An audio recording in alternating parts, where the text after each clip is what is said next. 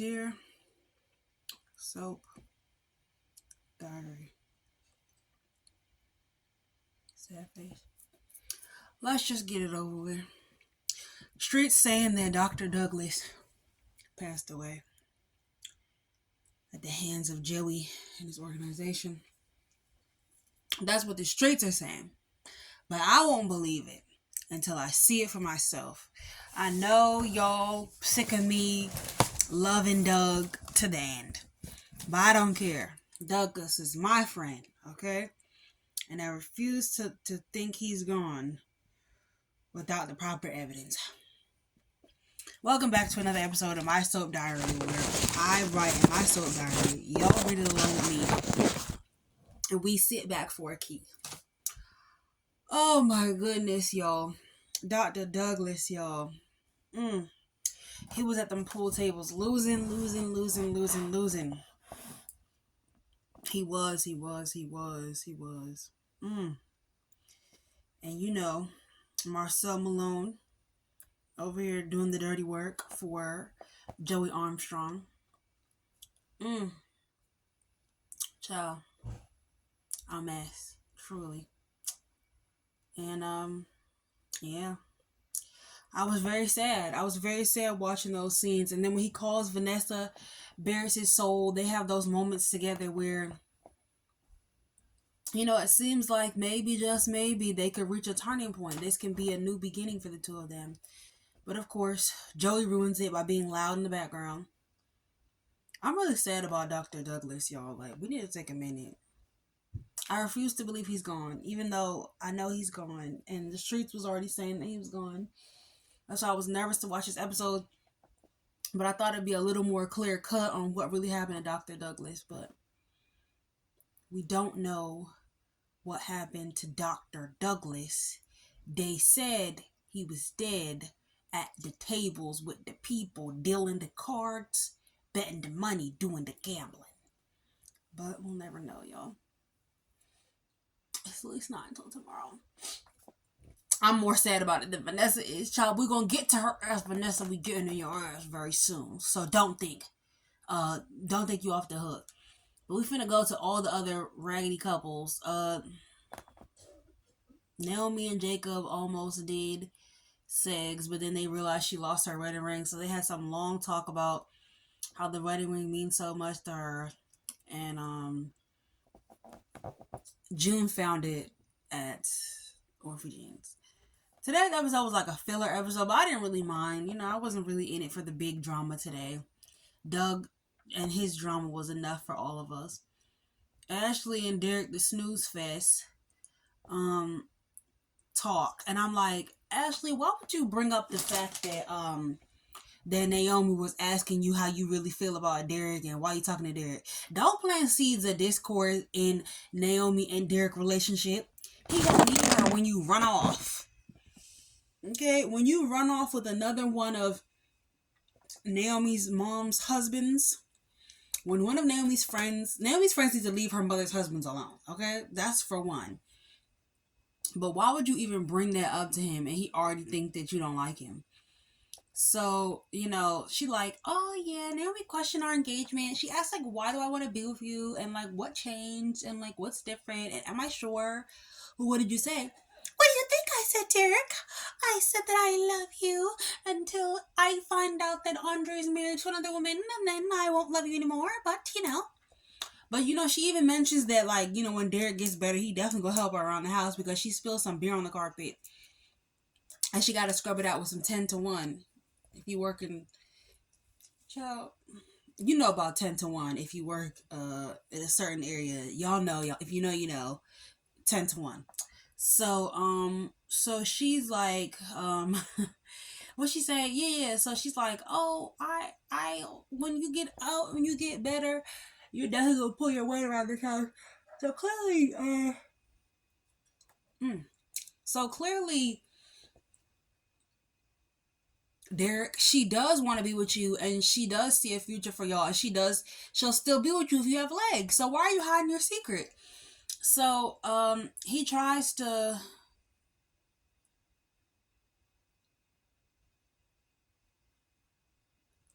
So he tries to give her the ring, but it doesn't work because then she gets a call, the neighbor, and he's like, "Oh, I used to do that," and she's like, "Well, I do it now." So she goes up there and helps her with her trash or whatever, and Derek ends up like, "Ugh," drops the ring and tries to pick it up to almost stood his ass up out there chair. He was like, "Ugh."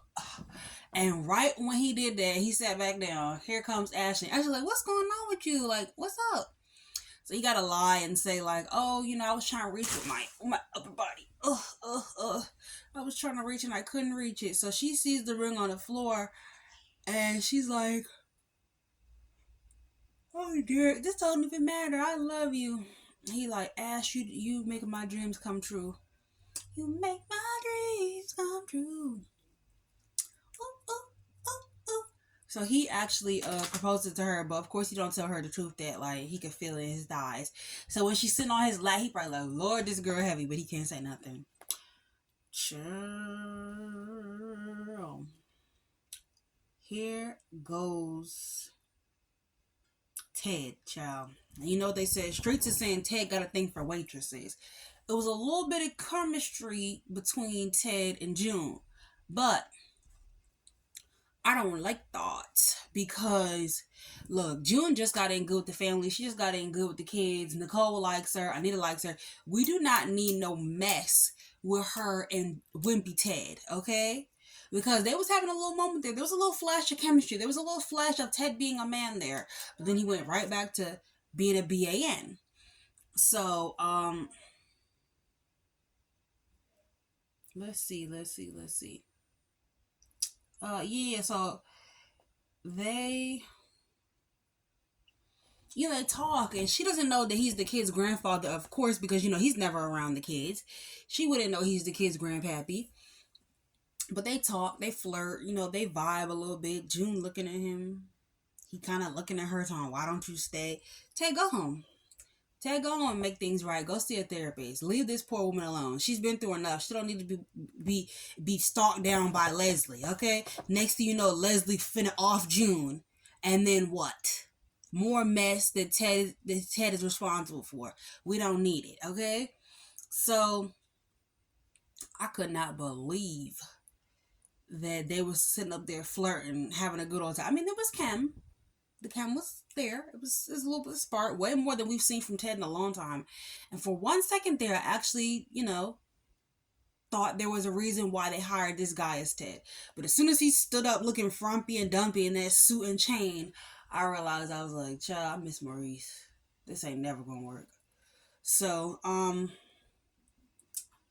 child, Naomi and Jacob run into Marcel, and they over there trading insults. Jacob is on his head, won't let up, but Marcel got a mouth on him as well, and a blick. So Jacob better watch his back. But Jacob's protected because Marcel respects Chief Elon.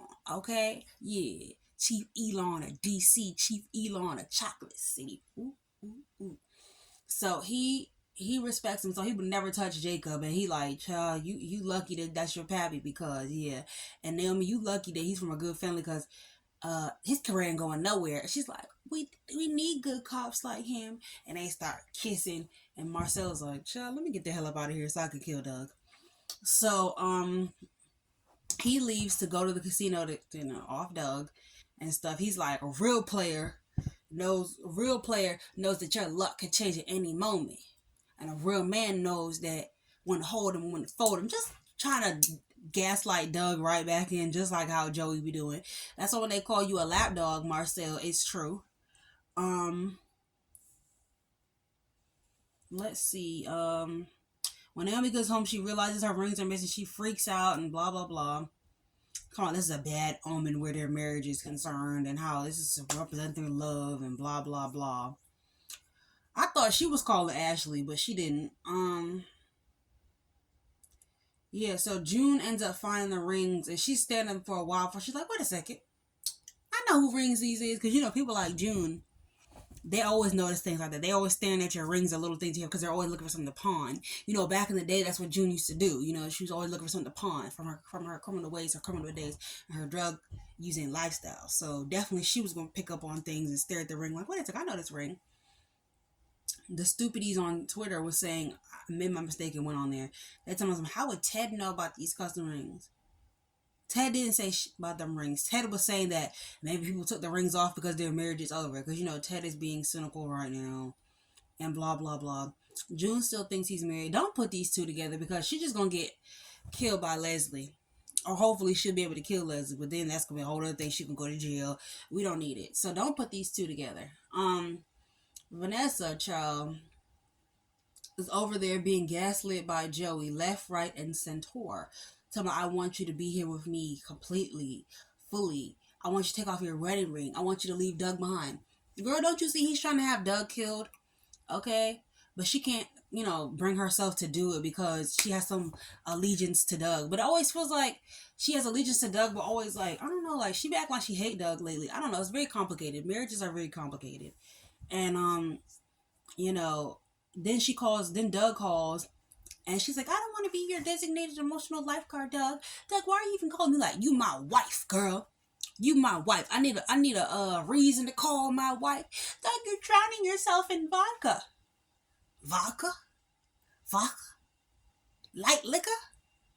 You know I like that brown shit. Vanessa, what's wrong with you, girl? I thought you knew me. Bitch, you don't know shit about me. Okay? So he's like, I regret everything. I lost a lot with my gambling. I lost you, my pride, my dignity, my career. You lose a lot more than money. He's really really bearing his soul to her and telling her how he really feels. And right when it seems like him and Vanessa might reconnect, she about to cry. She thinking how she loved her man. And here go Joey to him.